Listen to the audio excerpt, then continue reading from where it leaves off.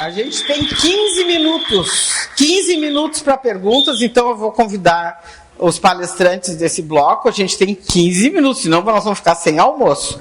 Então eu vou convidar todos que participaram desse módulo, antes de chegar a nossa comida, para a gente responder algumas dúvidas. Bom, muito obrigado. Aqui tem uma turma, vocês viram, né? A nutricionista, eu acho que o farmacêutico mostrando essa rota do remédio, vocês veem que fácil não é, o trabalho das associações.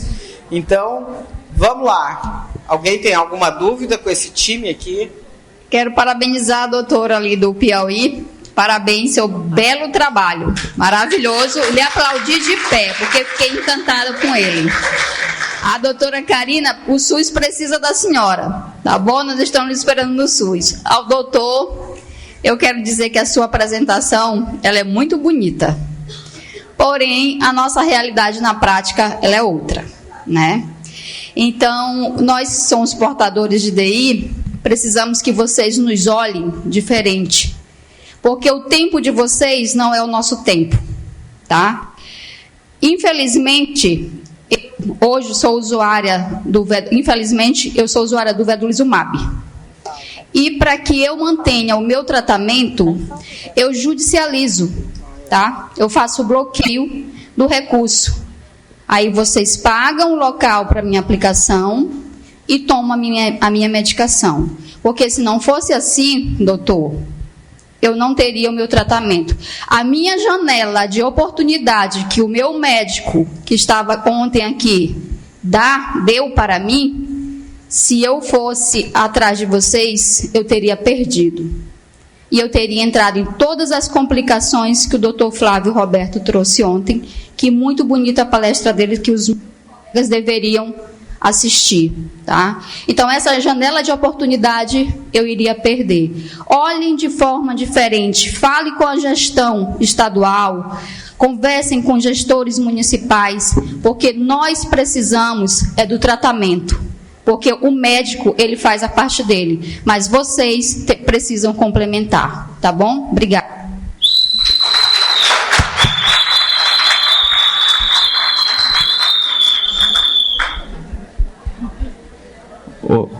Bom dia.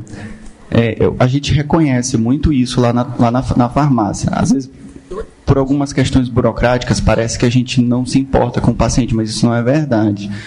A gente tenta fazer o máximo possível para diminuir essa janela.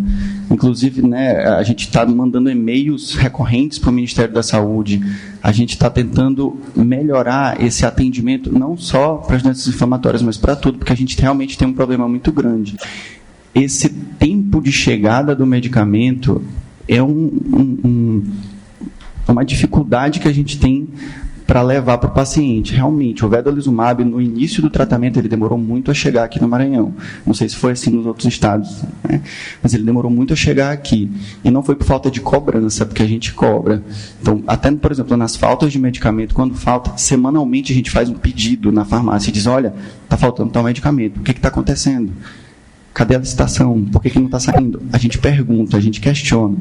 E, infelizmente, isso não fica nas nossas mãos na farmácia, porque vocês podem ter certeza que se dependesse da gente, a gente não teria falta de medicamento ali. Então, quando chega para a gente é uma alegria. Olha, chegou tal medicamento. Avisa para o pessoal. Alguém tem algum grupo? Conhece alguém?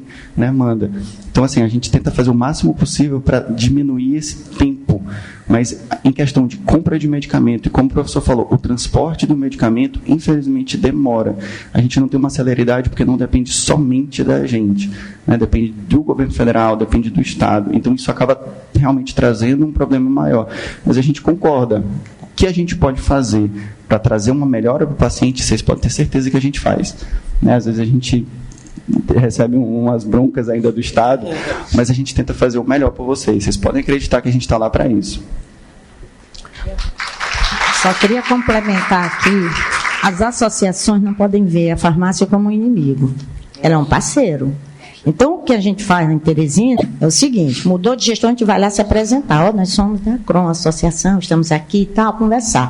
Agora faltou o Adalimumab, por exemplo. Daqui que fosse fazer o pregão, como só saiu a semana passada, ainda vai ser publicado no Diário Oficial, depois chegar, vai demorar ainda uns 2, 3 meses. O que é que a gente fez? Fui lá e disse, gente, não tem outra saída. Então, eles disseram, porque eu já tinha visto que o Ministério da Saúde, ele não tem acesso ao medicamento que sobra na farmácia de dispensação. Não tem um lugar aqui no Brasil que está sobrando. Santa Catarina tinha. Então, o de Teresina está vindo de onde? De Santa Catarina. Então, a gente tem que ter eles como um parceiro. Foi feito isso, foi feito o pedido, só que a farmácia errou, ela fez direto para lá. E aí os colegas de lá disseram, não pode, tem que ser via Ministério da Saúde. A nossa vai chegar agora essa próxima semana, por isso. Então, a gente tem que enxergar a farmácia como um parceiro. Mas, para isso, é preciso que a farmácia tenha transparência. Então, tem que fornecer para a AMAD quantos pacientes vocês estão atendendo com doença de Crohn, quantos pacientes têm retocolite, quantos pacientes recebem imunobiológico, quanto é o tratamento convencional. Por que isso é importante para as associações? Porque quando faltar o medicamento, aí vocês vão dizer assim, como é que vocês pediram esse tanto aqui, os pacientes estão dizendo que está faltando? Oi? Então, vai haver um ajuste de contas entre o que vocês têm em estoque e o que a associação está dizendo que o paciente não recebeu, ou ele não recebeu.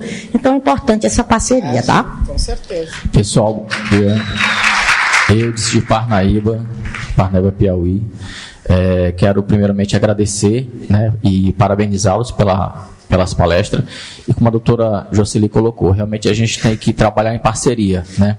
Em Parnaíba nós tivemos um caso de um atraso que se dava simplesmente por causa de um veículo. Eu até disse, rapaz, eu boto meu carro, mas devido à pressão de outros pacientes não foi preciso usar meu carro. Mas assim, a gente precisa se unir, né? Como o doutor colocou, eu acho que isso é de profissional para profissional, quando o pessoal quer amarrar, amarra, quando quer soltar, solta, né? Mas a minha pergunta é o seguinte, para a doutora Marta, como é que a gente faz para levar o próximo FOPAD para o Piauí? Está marcado já, vamos marcar a data no final. Rapidinho, obrigada. Apesar da colega não ter sido entendida, eu só tenho que agradecer que a minha filha, eu sou mãe de paciente, retocolite, eu chamava errado, retocolite ulcerativa, né? E eu só tenho que agradecer. Tenho duas perguntas para a doutora Karine. Eu percebo minha filha muito cansada. E eu sempre adoro empurrar a medicação, né? Aí eu digo, B12, toma B12. Ela, não posso, mamãe, não posso. Pelo que eu estou vendo, ela pode sim. Ela tem que procurar um nutricionista, um médico, para poder fazer medicação, porque ela vive muito cansada. Outra coisa, eu não quero que ela se aposente, doutora Jocely, mas eu quero que ela possa faltar no trabalho sem medo. Hoje ela não está aqui porque ela não quis faltar, né? Então, ela faltou muito há 2 meses atrás, então ela não pôde vir hoje. E também eu ouvi, através da palestra do professor Marcos e a evolução dessa doença. Eu não sabia que pode vir a trazer até problema de pele. É isso? Ela traz mais consequências ainda? Muito mais. Além do intestino, a doença tem manifestações extraintestinal, fora do intestino. E fora do intestino, onde ela mais ataca são os ossos, são as dores que os pacientes sempre reclamam. Mas fora isso, ela pode dar na pele. Vocês viram aquele paciente de Bacabal com aquela úlcera que é chamada pioderma gangrenoso. Ontem foi falado da episclerite, uveíte, né? Nós temos as doenças, as manifestações graves, como são aquelas do fígado, que é a colangite esclerosante primária. Então, ela também dá. Agora, se sua filha está cansada, tem uma coisa errada. Então, ela tem que procurar o médico para saber, é alguma anemia? A anemia é a manifestação extraintestinal mais comum na doença inflamatória intestinal. Às vezes o cansaço pode vir disso, mas também dos minerais, das vitaminas. Então, a nutricionista vai fazer todo esse balanço para ver. Não fique dando vitamina B12 à toa. Medicamento. Eu tenho pacientes, por exemplo, que chegam no meu consultório porque esteve lá na ginecologista e ela passou vitamina D de 50 mil unidades de uso contínuo. Não se toma vitamina D, uso contínuo, porque quando ela chega a 80, ela se torna tóxica. A vitamina a gente toma quando ela é necessária. Então, tem que ver o cansaço, porque a fadiga é um dos sintomas mais frequentes na doença inflamatória intestinal. Então, tem que ver se a doença dela está em remissão ou está em atividade. Com relação à aposentadoria, gente, hoje, né, os pacientes portadores de doença inflamatória intestinal que têm direito, né, à aposentadoria são aqueles que têm uma doença já incapacitante, ou seja, é um paciente que tem, por exemplo, ele perdeu grande parte do seu intestino e ele então tem que fazer aqueles tratamentos especiais, é o paciente que teve uma colostomia definitiva, então ele tem que ter uma doença incapacitante. É como o povo diz no pop, é para estar com o pé na cova para poder se aposentar. Infelizmente, ainda é assim. Só o fato de você ter doença de Crohn ou retocolite não lhe confere o direito de uma aposentadoria, tá certo? Mas tem os benefícios assistenciais que vocês têm que ir atrás. É como a Marta falou, a ABCD tem uma cartilha bacana que ela dá todo o passo a passo. Eu acho que nesses FOPAG, Marta, era bom trazer aquele negócio, botar ali para o pessoal pegar, porque são muito interessantes. Ou então já entrem no site da ABCD, porque tem, no nosso também tem, tá? No nosso Instagram. E a outra coisa que alguém falou aí, eu não lembro o que foi. Da pele. Então, ela pode estar, né, em atividade. Agora, com relação à falta no trabalho, é também uma das coisas que a gente tem presenciado muito. O paciente tem que faltar um dia porque ele vai fazer a sua infusão naquele dia, e ele mora longe, ele vai precisar de mais de um dia, 2. Aí, o médico assistente, ele tem que ter aquela compaixão que eu falava, no sentido de sentir a dor do paciente, porque ele perdeu o emprego, realmente, nos dias de hoje é complicado. Então, eu não tenho esse problema. Por quê? Eticamente, eu estou dando um atestado para um paciente que, por exemplo, que mora em São Raimundo Nonato, que ele leva um dia para chegar, um dia para voltar, 2 dias para tomar a infusão, eu digo, vou lhe dar 4 ou 5 dias. Testado ético, o paciente veio para isso. Então, nessa hora, o médico tem que ser, né, e entender da doença para poder ajudar o paciente. Uma pergunta a mais agora, porque nós vamos, isso vai servir. Não, tem, na lista de espera ali tem uma já. Se for rapidinho. Eu queria só complementar a questão da... Só a complementação sobre a questão da suplementação. Eu imagino o desespero de uma mãe querendo ajudar uma filha, né? No fundo de uma rede ou de uma cama. Mas é muito importante realmente não administrar essas medicações de farmácia. Tudo que está em farmácia são doses usuais que qualquer pessoa pode chegar lá e comprar, principalmente os que são sem prescrição médica.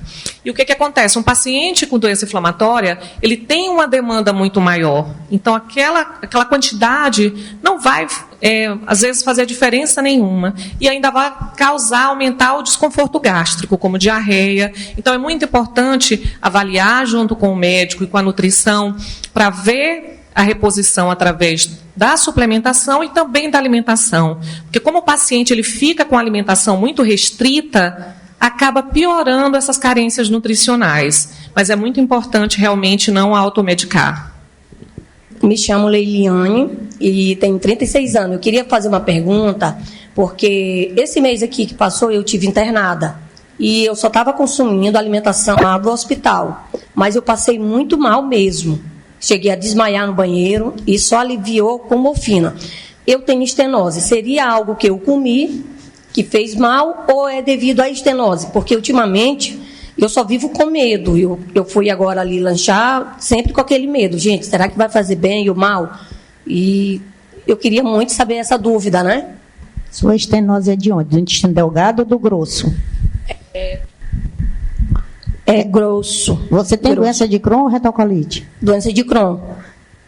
Aí tem que ver a localização e o grau da estenose. Estenose é um estreitamento, a doença leve. Inflama, desinflama, não tratou direito, vai estreitar uma parte do intestino. Então, como o médico ontem falou, as fezes não vão passar. Ela vai empancar, falando, né, bem claro, ali naquele estreitamento. E aí vem a dor, vem o vômito. Então, tem que ver que depende do tempo de evolução da sua doença. As estenoses inflamatórias são aquelas da fase aguda da doença, que muitas vezes ali de 1 ano e tal, o remédio atua. Mas se já é uma estenose crônica de vários anos, já é fibrose, o remédio não atua mais, então seu caso é cirúrgico. Então, teria que ver com o médico. Então, tem que avaliar essas estenoses, porque na maioria das vezes são cirúrgicas, e se é de intestino grosso, né, do colo, também tem que ser avaliada via colonoscopia, fazer a biópsia para saber se tem algum componente displásico, que é já um passo para as neoplasias, viu? Então você tem que ser bem acompanhada pelo gastro e pelo coloprocto. Bom, pessoal, agora nós vamos fazer um intervalo para o almoço. Voltamos pontualmente com a doutora Lícia, que vai nos conversar sobre o que é o famoso PCDT. Então, a gente tem um intervalo agora até as 2h da tarde e o almoço vai ser um lanche servido aqui na sala ao lado. Muito obrigada.